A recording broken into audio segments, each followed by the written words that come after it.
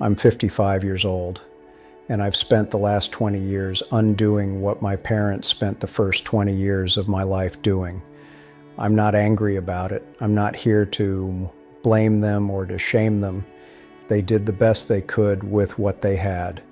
They were products of their own time, their own trauma, their own limitations. But I'm here to tell you that they got some things fundamentally wrong. And I'm here to tell you what I'm doing differently with my own children. Because if I can save you from making the same mistakes, if I can help you break the cycle, then this will be worth saying. My parents were good people. They were hardworking. They were devoted. They sacrificed for us. They provided a stable home. They kept us safe. By the standards of their generation, they were doing everything right. But there's a difference between doing everything right by the standards of your generation and actually raising a human being in a way that allows them to become whole. And my parents, despite their best intentions, did not understand that difference. The first thing they got wrong was this. They confused obedience with respect. They believed that a good child was an obedient child, a child who did what they were told when they were told without question. A child who didn't talk back, didn't argue, didn't express opinions that differed from their own. And they enforced this through fear. Not physical abuse necessarily, though there was some of that, but emotional fear. The fear of disappointing them, the fear of their anger, the fear of being rejected or cast out if you didn't fall in line. I remember being about 8 years old. I had an idea about something. I don't even remember what it was now, but I was excited about it. I brought it to my father, and instead of listening, instead of asking me questions about it, he immediately told me why it was a bad idea. He told me I was thinking about it wrong. He told me I didn't understand how the world worked. And when I tried to explain further to defend my idea, he shut me down. He said, "Don't argue with me. I'm your father. I know better." And that was the end of it. What he was teaching me was not respect. What he was teaching me was fear. He was teaching me that my thoughts didn't matter, that my perspective was invalid, that the only thing that mattered was compliance. And over time, I learned the lesson well. I learned to keep my ideas to myself. I learned to defer to authority. I learned to assume that adults knew better, that my own instincts were wrong, that I should doubt myself. This had consequences, real, lasting consequences.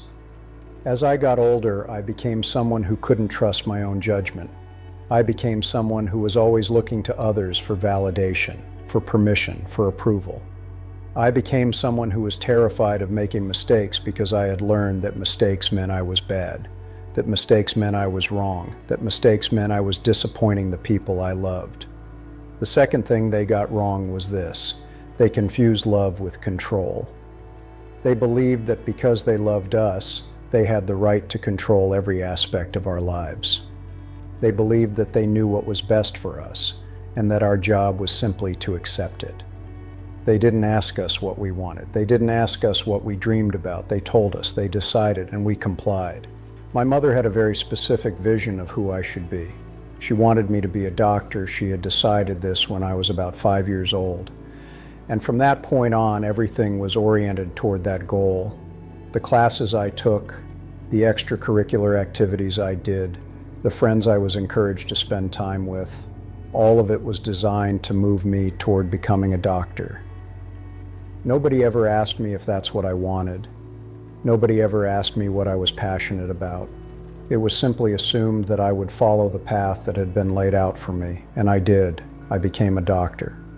And I was miserable. I spent 15 years in a career that I didn't choose, that didn't align with who I was, that drained me every single day. It took me until I was 40 years old to finally have the courage to walk away, to say, this is not my life. This is my mother's life, and I need to find my own. The third thing they got wrong was this. They confused protection with love. They believed that their job was to protect us from pain, from failure, from disappointment. And so they tried to control every variable. They tried to prevent us from making mistakes. They tried to shield us from the natural consequences of our actions. And in doing so, they prevented us from learning the most important lessons that life has to teach. I was never allowed to fail. If I got a bad grade, it was a catastrophe. If I didn't make the team, it was a tragedy. If I was rejected by a friend, my mother would immediately step in and try to fix it. She would call the friend's mother. She would try to mediate. She would try to make it right. And what she was teaching me was that failure was unacceptable. That pain was something to be avoided at all costs, that I was not capable of handling difficulty on my own. As a result, I became an adult who was terrified of failure. I became someone who would do anything to avoid pain, even if it meant compromising my values or my authenticity. I became someone who didn't know how to be resilient, because I had never been given the opportunity to fall and get back up. I had never learned that I could survive disappointment. I had never learned that pain was temporary, that failure was survivable, that I was stronger than I thought. The fourth thing they got wrong was this: they confused discipline with punishment. They believed that the way to teach a child right from wrong was through punishment, through shame, through anger, through making the child feel bad about themselves. And so when I made a mistake, I was not helped to understand what I had done wrong and how to do better. I was simply punished. I was made to feel ashamed. I was made to feel like I was a bad person. I remember one time, I must have been about 10, I broke something that belonged to my mother. It was an accident. I was playing, and I knocked something off a shelf. And instead of helping me understand that accidents happen, that it was okay, that we could fix it or replace it, my mother made me feel like I had committed a crime. She yelled at me. She told me I was careless. She told me I didn't respect her things. She made me pay for the replacement out of my allowance. And what she was teaching me was not responsibility. What she was teaching me was shame. She was teaching me that when I made a mistake, I was a bad person. And that shame became a part of how I saw myself. So here's what I'm doing differently with my own children. And I want to be clear, I'm not perfect at this. I still slip back into the patterns I was taught, but I'm conscious of it. I'm working on it. And I'm seeing the results in how my children are becoming. First, I'm teaching them that their thoughts matter, that their perspective is valid, that they have a right to their own opinions, even if those opinions differ from mine. I ask them what they think. I ask them why they think it. I listen to their answers. And even if I disagree, I don't shut them down. I engage with them. I ask them questions.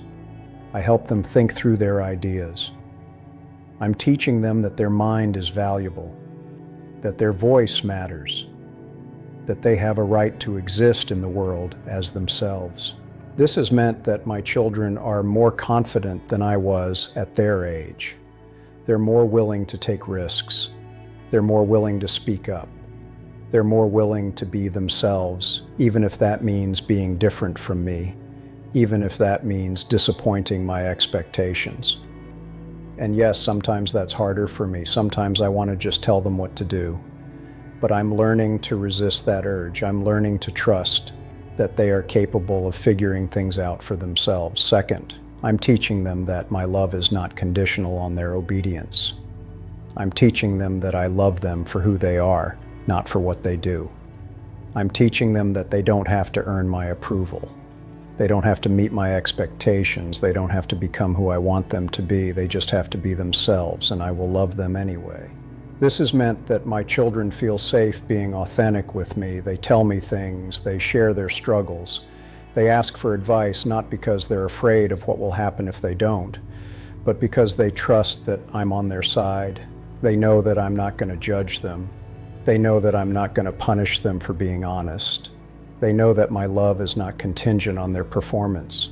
Third, I'm teaching them that failure is not a tragedy, that pain is not something to be avoided at all costs, that difficulty is actually where the growth happens. I let them fail. I let them experience the natural consequences of their actions. I don't swoop in and rescue them from every uncomfortable situation. And when they do fail, I don't shame them. I help them understand what happened. I help them figure out what they can learn from it. I help them see that failure is not a reflection of their worth. It's just information. It's just feedback. It's just part of being human.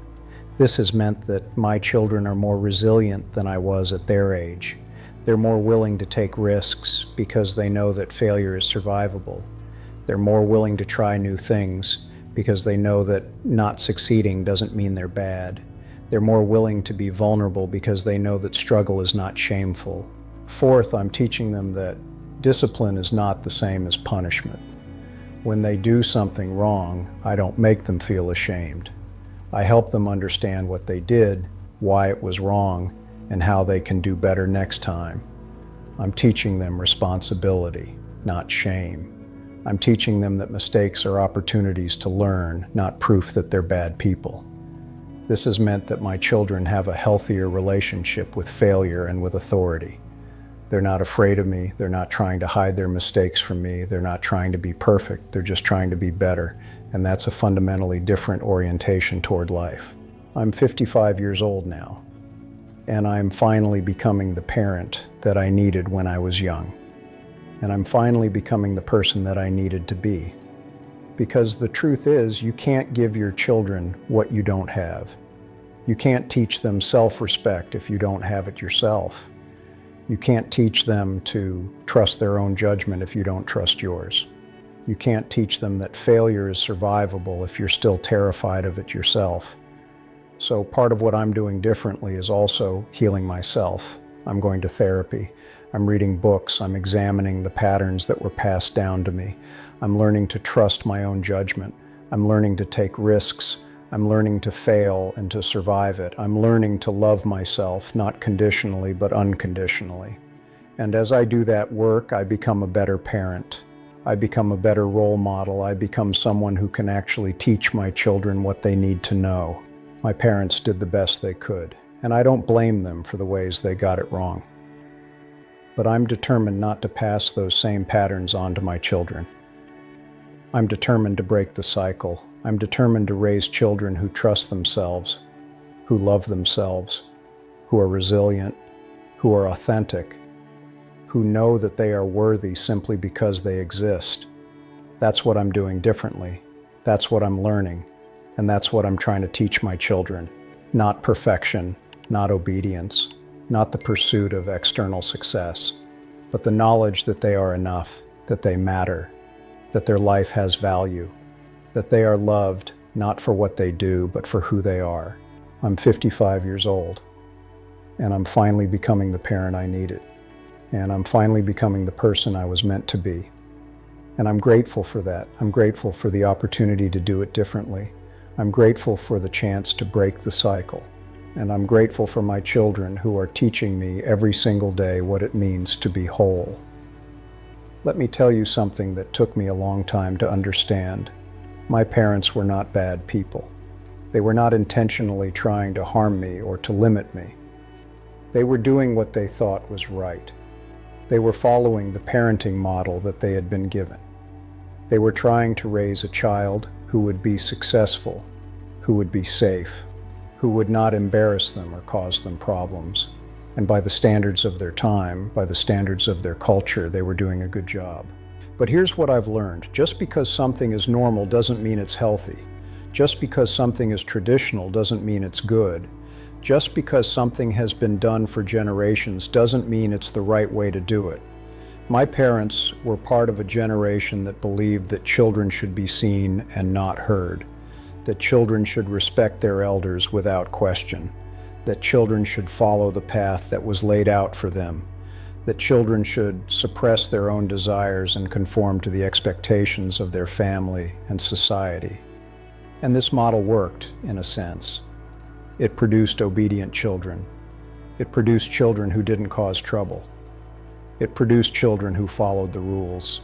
But it also produced children who didn't know who they were, children who didn't trust their own judgment, children who were terrified of failure, children who were disconnected from their own desires and their own authenticity. And many of those children, when they became adults, spent years trying to figure out who they actually were underneath all the conditioning. I was one of those children. And it took me until I was in my 40s to really start to unpack it, to really start to understand how deeply the patterns had been embedded in me, to really start to see the ways that my parents' parenting style had shaped not just my childhood, but my entire life. The thing is, once you see it, you can't unsee it. Once you understand the pattern, you can't ignore it. And once you become a parent yourself, you're faced with a choice. You can either repeat the pattern or you can do something different. You can either pass down the same conditioning that was passed down to you, or you can try to break the cycle. I chose to break the cycle. And it's been one of the hardest and most rewarding decisions of my life. Breaking the cycle has meant that I've had to become conscious of my own conditioning. It's meant that I've had to examine my own beliefs about parenting, about authority, about success, about what it means to be a good parent. It's meant that I've had to challenge the voice in my head that says, this is just how things are done. This is just how you raise a child. And it's meant that I've had to do a lot of work on myself. Because you can't teach your children to trust their own judgment if you don't trust yours. You can't teach them to be authentic if you're not being authentic yourself. You can't teach them to love themselves unconditionally if you're still operating from a place of shame and self-doubt. So I've had to heal myself. I've had to learn to trust my own instincts. I've had to learn to take risks. I've had to learn to fail and to survive it. I've had to learn to be vulnerable. I've had to learn to love myself, not because I'm perfect, not because I've achieved something, but simply because I exist. And as I've done that work, I've become a better parent. I've become someone who can actually model the things I want my children to learn. I've become someone who can teach them not just through my words, but through my example. My children are now in their 20s and 30s, and I can see the results of this different approach. They're confident, they're authentic, they're willing to take risks, they're willing to be themselves, even if that means being different from me. They're willing to fail, and they know that failure doesn't define them. They're willing to ask for help. They're willing to be vulnerable. They're willing to love themselves and to be loved. And yes, there are moments when I wish they would just do what I tell them to do. There are moments when I think it would be easier if they were more obedient, more compliant, more willing to follow my lead. But those moments pass quickly, because I know that what I'm raising is not a child who will be dependent on me for their entire life. I'm raising an adult. I'm raising a human being who will be able to make their own decisions, who will be able to trust their own judgment, who will be able to navigate the world with confidence and authenticity. And that's worth so much more than obedience. That's worth so much more than compliance. That's worth so much more than the temporary peace that comes from having a child who just does what you tell them to do. I'm 55 years old now, and I'm finally becoming the parent that I needed, and I'm finally becoming the person that I was meant to be. And I'm grateful for that. I'm grateful for the opportunity to do it differently. I'm grateful for the chance to break the cycle. I'm grateful for my children who have taught me so much about what it means to parent with love instead of fear, with trust instead of control, with authenticity instead of conditioning. My parents got some things wrong, but they also gave me something valuable, the determination to do better, the determination to break the cycle, the determination to raise children who know that they are worthy, who know that they matter, who know that they are loved not for what they do, but for who they are. And that, I believe, is the greatest gift a parent can give. There's one more thing I want to tell you about. It's about the moment when you realize that you're repeating the pattern. It's a moment of real clarity, and it's usually uncomfortable. I remember the moment for me. My son was about 16. He came to me with an idea. He wanted to take a gap year before college. He wanted to travel. He wanted to figure out who he was before committing to a specific path. And my immediate reaction was the same reaction my father had had to my ideas when I was 8 years old. I thought it was a bad idea. I thought he was being impractical. I thought he was wasting time. I thought he should just follow the traditional path. Graduate high school, go to college, get a job. And I was about to tell him all of that. I was about to shut him down. I was about to tell him that he was thinking about it wrong. And then I stopped. I paused. And I remembered. I remembered what it felt like to have my ideas dismissed. I remembered what it felt like to have my voice silenced. I remembered what it felt like to have my dreams told were not good enough. And I did something different. I asked him questions. I asked him why he wanted to do this. I asked him what he hoped to get out of it. I asked him how he planned to make it work. And I listened. I really listened. And what I heard was a young man who was trying to figure out who he was. A young man who was trying to make a conscious choice about his own life instead of just following the default path. And I supported him. I didn't think it was the smartest decision. I still had doubts, but I supported him. Because I knew that what was more important than whether he made the right choice was that he made his own choice, that he trusted his own judgment, that he knew that I believed in him even if I didn't agree with him. He took that gap year, he traveled, he worked, he figured out who he was, and then he went to college, and he's thriving. He's doing something he loves. He's confident. He's authentic. And I believe that a big part of that is because I gave him permission to be himself. I gave him permission to make his own choices. I gave him permission to trust his own judgment.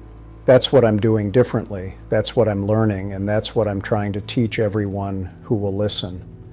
Your children are not extensions of you. They are not projects for you to perfect. They are not vehicles for you to achieve your own unfulfilled dreams. They are separate human beings with their own thoughts, their own feelings, their own desires, their own paths. And your job as a parent is not to shape them into who you want them to be. Your job is to help them become who they are meant to be. This is hard. This is so hard. Because it means letting go of control. It means accepting that they might make choices that you wouldn't make. It means accepting that they might become people who are very different from you. It means accepting that you might not always understand them or agree with them. But it's also the most important thing you can do. Because the alternative is to raise children who don't know who they are. Children who are disconnected from their own desires. Children who are terrified of failure. Children who are constantly trying to be someone else, someone that they think will earn them love and approval, and those children grow up to be adults who are lost, adults who are anxious, adults who are struggling to figure out who they actually are underneath all the conditioning. I was one of those adults, and I spent years trying to figure it out. And I'm determined not to pass that struggle on to my children. I'm determined to raise children who know who they are, who trust their own judgment, who are confident in their own skin, who know that they are loved, not for what they do, but for who they are. I'm 55 years old, and I'm finally becoming the parent that I needed, and I'm finally becoming the person that I was meant to be. And I'm grateful for that. I'm grateful for my parents who did the best they could with what they had. I'm grateful for my children who have taught me so much. And I'm grateful for the opportunity to break the cycle, to do it differently, to raise a new generation of humans who know that they matter, who know that they are worthy, who know that they are loved. That is what my parents got wrong, and that is what I'm doing differently.